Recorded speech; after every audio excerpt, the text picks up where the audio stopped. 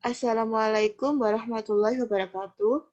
Kami dari kelompok 9, yaitu dengan anggota 1. Lestari Febrianti, 2. Saya Finantasari selaku moderator. Di sini kelompok kami akan mempresentasikan hasil diskusi kami, yaitu tentang akuntansi kredit. Pengertian kredit. Kredit adalah penyediaan uang atau tagihan yang dapat dipersamakan dengan itu berdasarkan persetujuan atau kesepakatan pinjam-meminjam antara bank dengan pihak lain yang mewajibkan pihak peminjam untuk melunasi hutangnya setelah jangka waktu tertentu dengan jumlah bunga, imbalan, atau pembagian hasil keuntungan.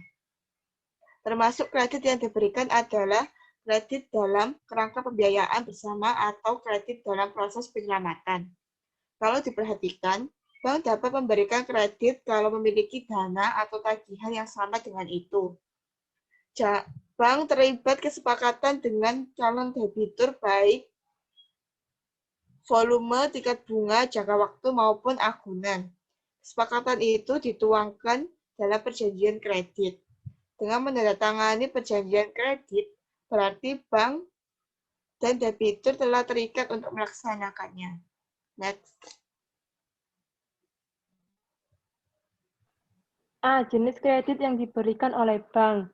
Jenis kredit yang diberikan oleh bank sangat bervariasi. Misalnya, A. Kredit produktif, B. Kredit investasi, C. Kredit konsumsi, D. Kredit pemilikan rumah atau KPR, E. Kredit sindikasi, F. Kredit kendaraan.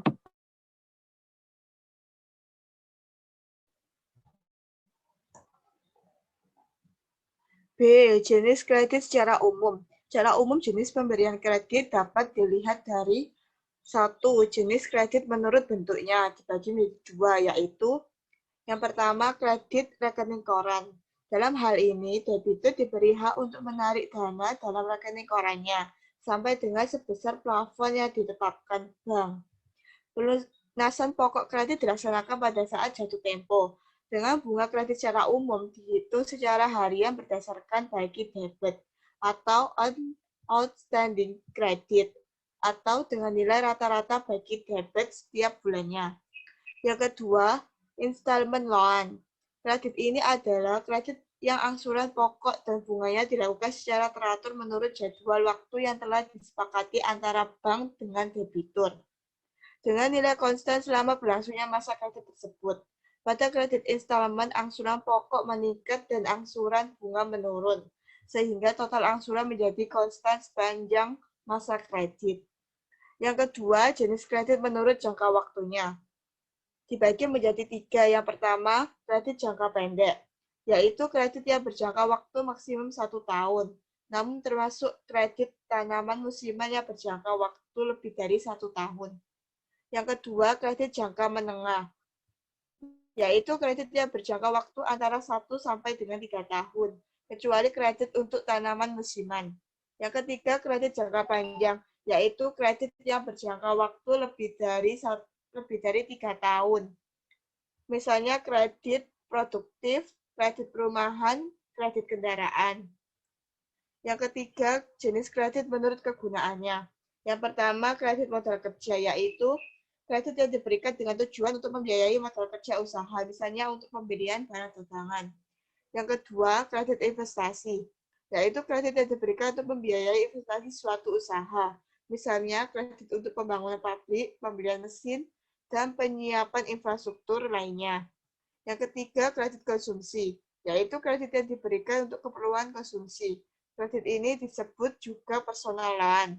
Contoh kredit pemilikan rumah atau KPR, kredit untuk pembelian kendaraan, kredit untuk pendidikan, dan lain-lain. Next. C. Perhitungan bunga kredit. 1. Efektif root atau pembayaran anuitas. Sistem pembayaran yang dilakukan pada setiap selang waktu yang teratur dalam jumlah yang sama atau tetap disebut anuitas.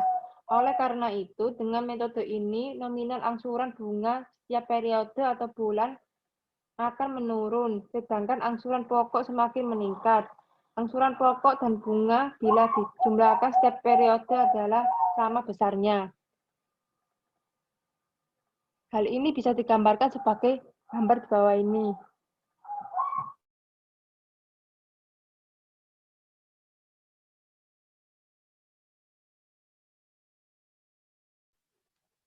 Pembayaran anuitas dibedakan lagi menjadi dua, yaitu A. Anuitas pembayaran pada setiap akhir periode angsuran atau post numerando.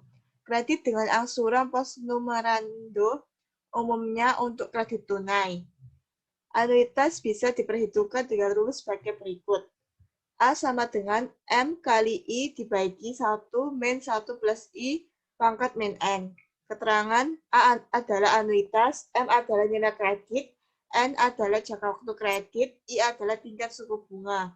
Yang B, angsuran kredit adalah diterima setiap bulan atau prenumerando.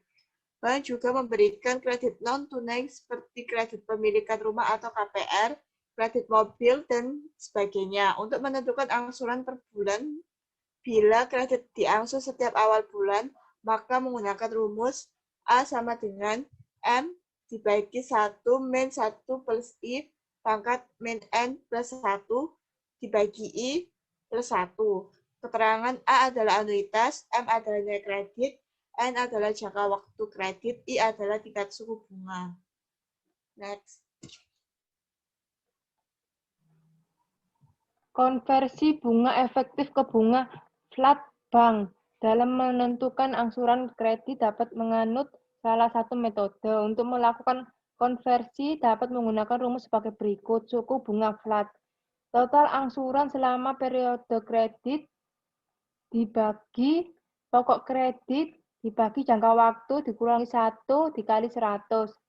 Sliding rate adalah kredit di mana angsuran pokok diperhitungkan tetap rata-rata atau sama setiap angsuran. Rumus untuk menentukan angsuran pokok adalah sebagai berikut. A sama dengan M per N. Keterangan A adalah angsuran pokok, M adalah plafon kredit, N adalah periode kredit.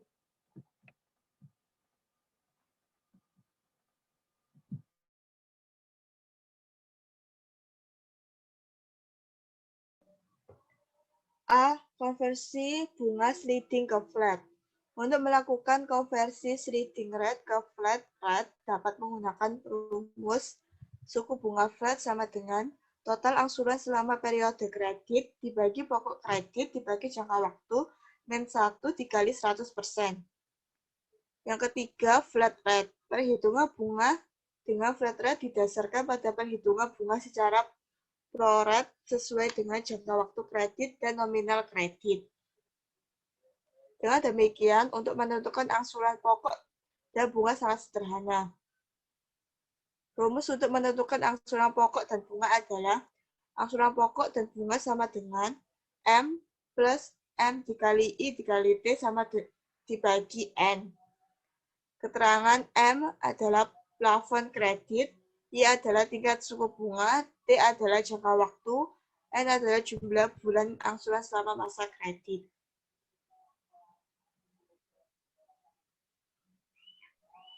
Konversi bunga flat ke bunga efektif. Untuk konversi bunga flat ke bunga efektif, kita bisa menggunakan formula sebagai berikut. Tingkat bunga efektif 2 NI dibagi N tambah 1. Keterangan N periode angsuran, I tingkat bunga flat.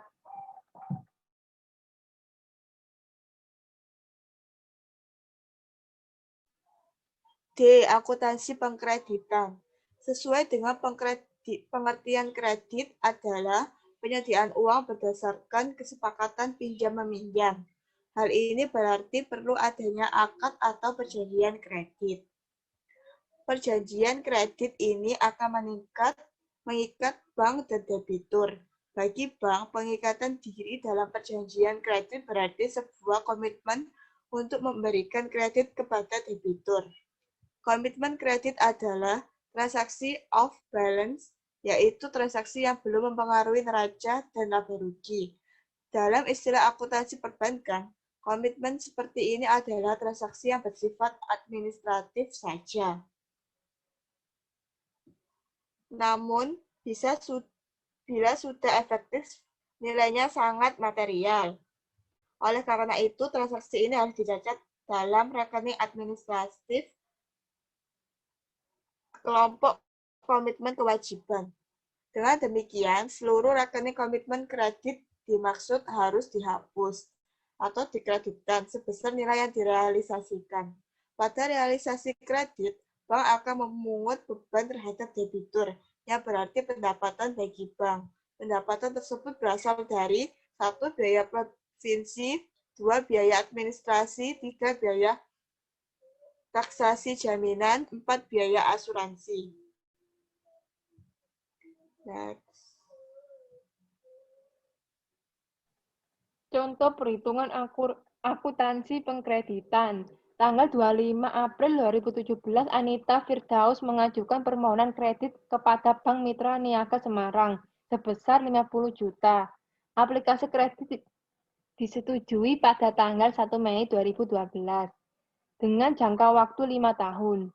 Tingkat suku bunga 20%, debitur dibebani biaya provinsi dan komisi 0,25%.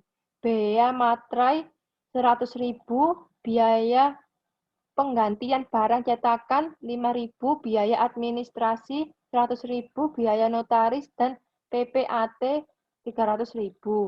Biaya angsuran kredit 100.000, bank memperhitungkan bunga dengan sliding rate. Pada tanggal tersebut, Anita Firdaus langsung mencairkan kredit sebesar 50 juta. Dengan perincian ditransfer ke cabang Cirebon 20 juta, dikreditkan ke rekening giro Anita Firdaus 20 juta dan sisanya tunai.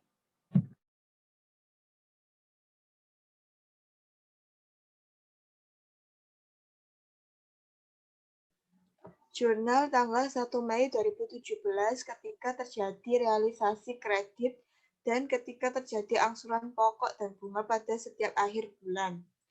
Tanggal 1 Mei 2017, rekening DR kredit yang diberikan di debit 50 juta, pada CR RAK cabang Cirebon di kredit 20 juta, CR Giro Anita Firdaus 20 juta, CR Provinsi dan Komisi 250.000, CR Persediaan Biaya Material 10.000, CR Giro Notaris 300.000, CR Pendapatan Administrasi 100.000, CR Persediaan Barang Cetakan 5.000, CR Premi Asuransi Kredit 100.000, CR Kas 9.235.000. 1 Juli 2017, Hari Giro Anita Firdaus 1.666.666,66. CR kredit yang diberikan 833.333. CR pendapatan bunga kredit 833.333. 1 Juli 2017, Hari Giro Anita Firdaus 1.652.778,33. CR kredit yang diberikan 833.333,33.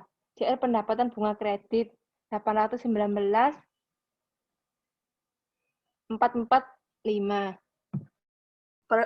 Perlakuan akuntansi bunga kredit. Bagian kredit adalah dibukukan tersendiri atau terpisah dengan angsuran pokok kredit. Perlakuan bunga kredit akan dilihat dari kualitas kredit yang memberikan bunga.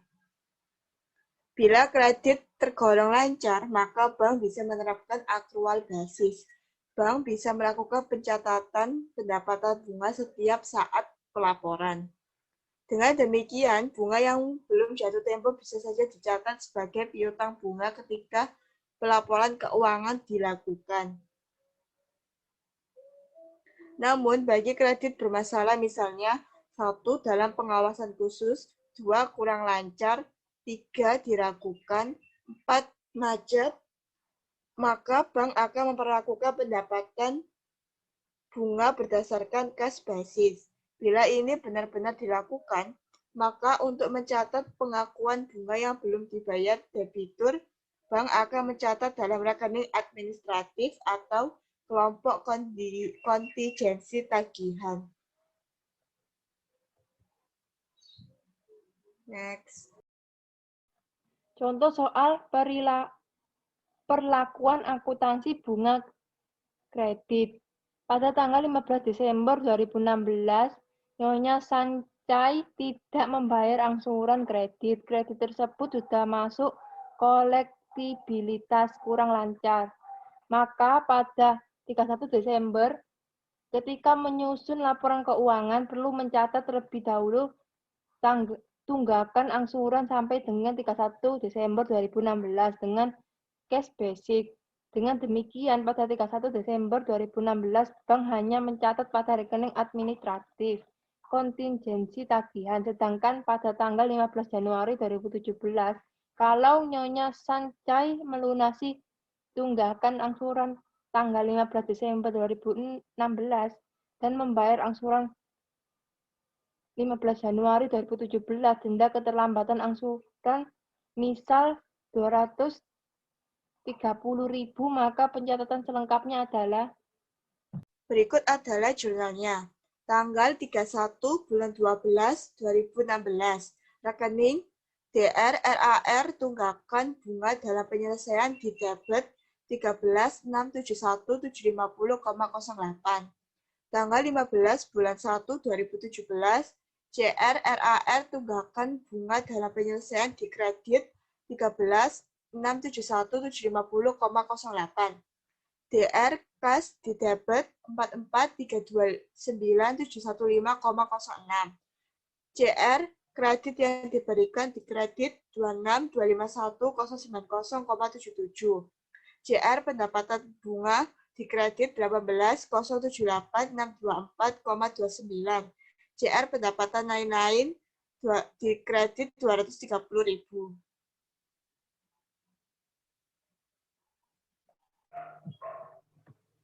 F. Kredit sindikasi. Kredit sindikasi sering disebut pembiayaan bersama. Pembiayaan bersama ini merupakan wewenang kantor pusat selaku unit usaha yang melakukan komitmen pembiayaan tersebut. Kerjasama pembiayaan ini dilibatkan beberapa bank yang mempunyai komitmen bersama untuk membiayai proyek tertentu. Hubungan kerjasama yang horizontal ini menunjukkan melalui penyertaan pembiayaan tiap-tiap bank pada proyek tersebut. Contoh pembiayaan bersama: konsorsium, CO financing, dan kredit sindikasi. Kredit sindikasi adalah kerjasama pembiayaan yang secara teoretis tidak dibatasi baik dalam jumlah kredit, sektor pembiayaan maupun lembaga keuangan yang terlibat. Secara umum, kredit sindikasi memiliki ciri-ciri sebagai berikut. 1. Melibatkan lebih dari satu lembaga keuangan atau bank. 2. Mempunyai syarat-syarat dan ketentuan yang sama bagi masing-masing peserta. 3. Hanya ada satu dokumentasi kredit yang menjadi pegangan bagi bank peserta. 4. Kerjasama ini diadministrasikan oleh satu agen yang sama bagi semua bank peserta.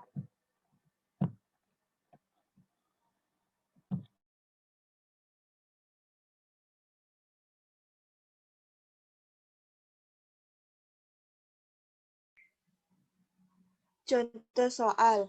Untuk membiayai proyek PTX, Bank A menjalin kerjasama pembiayaan dengan Bank B, Bank C, dan Bank D. Bank A ditunjuk selaku bank koordinator. Nilai pembiayaan sebesar 100 miliar. Jangka waktu 2 tahun. Untuk saya ulang dari awal ya ini ya. Halo? Iya. Ya itu 100 miliar kan ya? Ya, 100 miliar. Ya. Contoh soal. Untuk membiayai proyek PTX, Bank A menjalin kerjasama pembiayaan dengan Bank B, Bank C, dan Bank D. Bank A ditunjuk selaku bank koordinator. Nilai pembiayaan sebesar 100 juta. 100 miliar. Ya Allah. Contoh soal. Untuk membiayai proyek PTX, Bank A menjalin kerjasama pembiayaan dengan Bank B, Bank C, dan Bank D. Bank A ditunjuk selaku bank koordinator. Nilai pembiayaan sebesar 100 miliar. Jangka waktu 2 tahun. Untuk merealisasi kredit sindikasi ini, bank peserta harus melimpahkan dananya terlebih dahulu ke bank koordinator atau Bank A. Pelimpahan dana ini merupakan transaksi antar bank sehingga aliran dana melalui Bank Indonesia atau clearing antar bank. SER dan suku bunga kredit indikasi sebagai berikut. Bank peserta A, B, C, dan D. SER. Bank A 20 miliar. Bank B 10 miliar. Bank C 30 miliar. Bank D 40 miliar. Totalnya 100 miliar. Tingkat suku bunga Bank A 19%, Bank B 20%, Bank C 20%, Bank D 18%.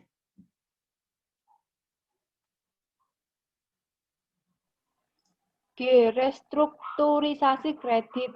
Restrukturisasi kredit adalah upaya yang dilakukan bank dalam kegiatan usaha pengkreditan agar debitur dapat memenuhi kewajibannya, yang dapat dilakukan antara lain 1. Melalui penurunan suku bunga 2. Pengurangan tunggakan kredit 3. Pengurangan pokok kredit 4. Perpanjangan jangka waktu 5. Penambahan fasilitas kredit 6. Pengambilalihan aset debitur sesuai dengan ketentuan yang berlaku dan konversi kredit menjadi penyertaan modal sementara pada perusahaan debitur.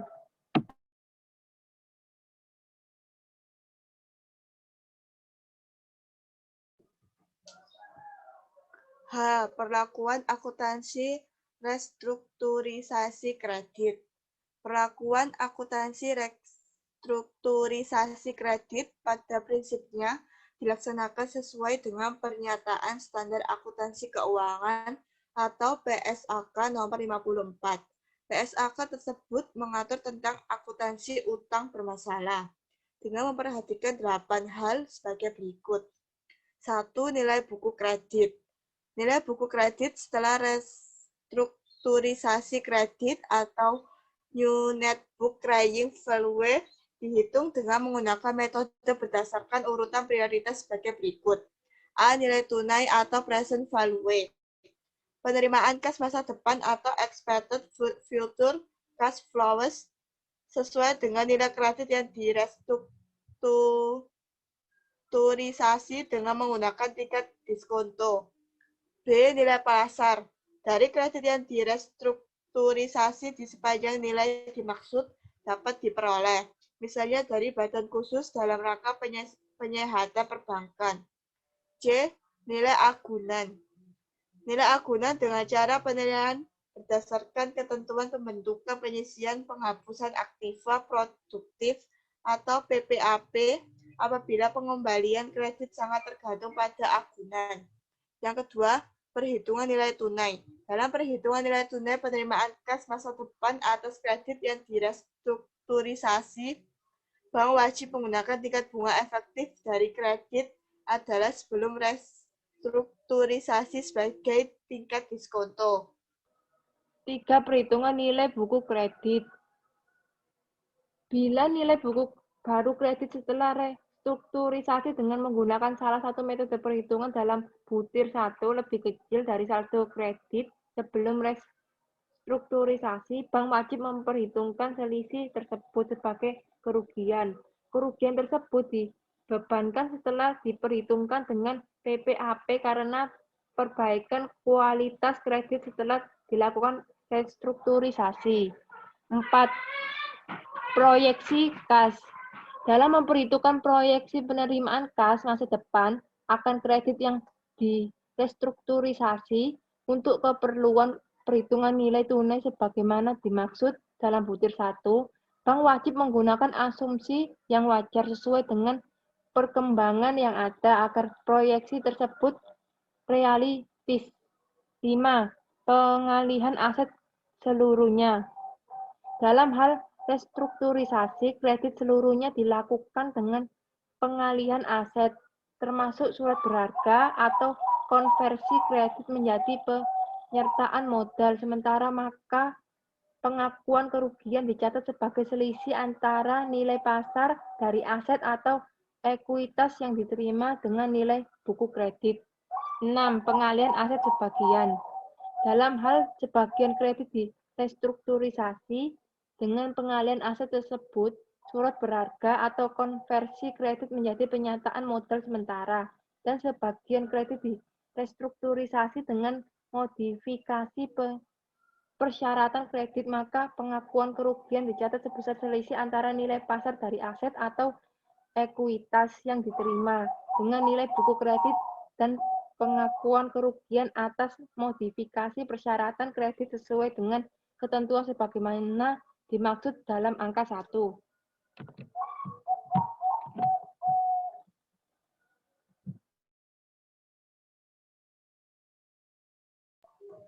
7. Perhitungan kerugian.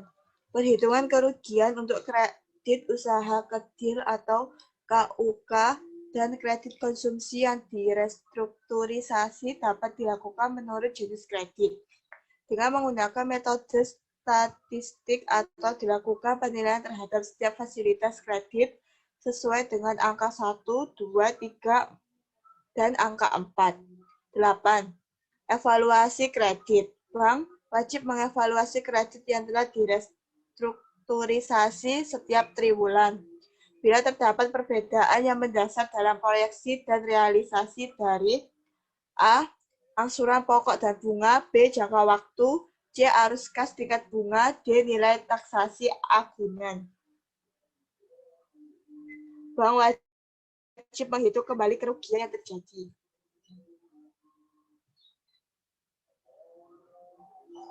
Contoh ilustrasi restrukturisasi kredit. Untuk menyederhanakan persoalan restrukturisasi kredit, berikut ini saya sajikan contoh restrukturisasi secara singkat dengan periode angsuran per tahun. Dalam praktik, diperhitungkan angsuran per bulan, per 3 bulan, atau per 6 bulan. Contoh kasus. Restrukturisasi kredit dengan penghapusan tunggakan bunga atau ADM, perpanjangan waktu, dan penurunan suku bunga atau kasus keuangan. Misalnya, kredit mencatat untuk nasabah Pak Budi sebesar 100 juta, tunggakan bunga sampai saat ini 40 juta, jangka waktu angsuran kredit masih 2 tahun dengan suku bunga 45%. 45% PA. Pada hari ini, bank telah bersepakat dengan debitur untuk melakukan restrukturisasi kredit macet tersebut. Bank telah memperhitungkan penyisian penghapusan aktiva produktif atau PPAP untuk kredit adalah yang harus dibentuk sebesar 50 juta. Kebijakan restrukturisasi kredit disepakati adalah tunggakan bunga dihapus, tingkat bunga diturunkan menjadi 30%, jangka waktu kredit setelah restrukturisasi 4 bulan, dan kolektabilitas menjadi kurang lancar. Bagaimana profil angsuran bagi debitur dengan pengkreditan sliding rate dan perhitungan restrukturisasi kredit oleh bank?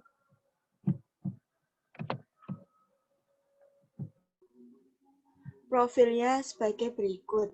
Keterangan tunggakan pokok sebelum restrukturisasi kredit 100, setelah restrukturisasi kredit 100. Tunggakan bunga administrasi sebelum restrukturisasi kredit tidak ada, setelah restrukturisasi kredit 0,40,00. Persyaratan kredit. A. Jangka waktu kredit. Sebelum restrukturisasi kredit 2 tahun, setelah restrukturisasi kredit 4 tahun.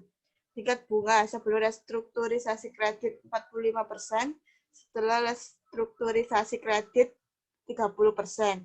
Kualitas kredit sebelum restrukturisasi kredit macet, setelah restrukturisasi kredit kurang lancar. PPAP tersedia sebelum restrukturisasi kredit 50,0, setelah restrukturisasi kredit 12,1.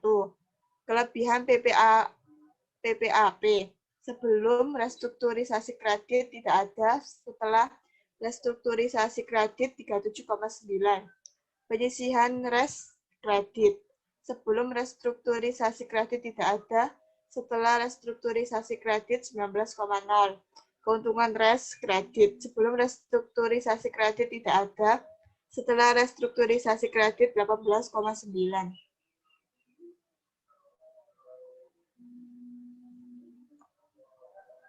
Perincian perhitungannya adalah keterangan. Untuk pihak debitur, pokok setelah restrukturisasi tahun ke-1 25,0, tahun ke-2 25,0, tahun ke-3 25,0, tahun ke-4 25,0, totalnya 100,0. Bunga setelah restrukturisasi tahun ke-1 30,0, tahun ke-2 22,5, tahun ke-3 15,0, tahun ke-4 7,5, total 75,0. Arus kas masuk atau pokok dan bunga tahun ke-1 55,0, tahun kedua 47,5, tahun ketiga 40,0, tahun keempat 32,5, total 175,0. Untuk pihak bank, arus kas masuk pokok dan bunga tahun ke-1 55,0, tahun kedua 47,5, tahun ketiga 40,0, tahun keempat 32,5, total 175,0. Nilai sekarang dengan rate sama dengan 45%. Tahun ke-1 37,9, tahun kedua 22,6, tahun ketiga 13,1, tahun keempat 7,4, total 81,0. Kredit sebelum restrukturisasi pokok tahun ke-1, 2, 3, dan 4 tidak ada, total 100,0. Penyisihan restrukturisasi kredit 6,5, tahun ke-1, 2, 3, dan 4 tidak ada, total 19,0. PPAP sama dengan 15% dikali nilai sekarang. Tahun ke-1, 2, 3, dan 4 tidak ada, total 12,1. Kelebihan PPAP. Tahun ke-1, 2, 3, dan 4 tidak ada, total 37,9. Keuntungan restrukturisasi kredit 7,9, tahun ke-1, 2, 3, dan 4 tidak ada, total 18,9.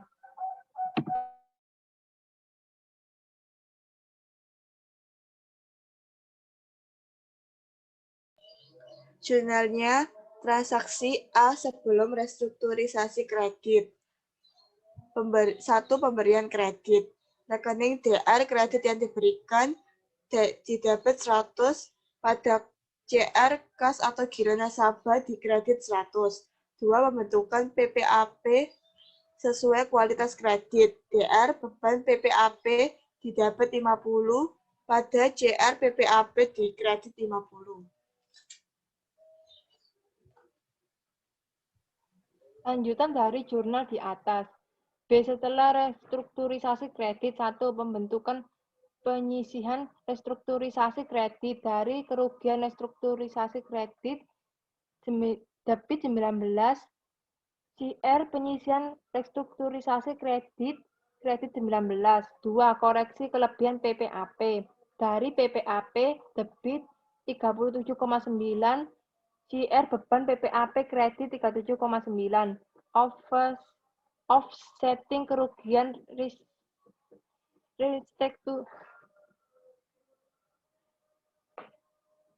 restrukturisasi dengan kelebihan PPAP. Dari beban PPAP debit 19,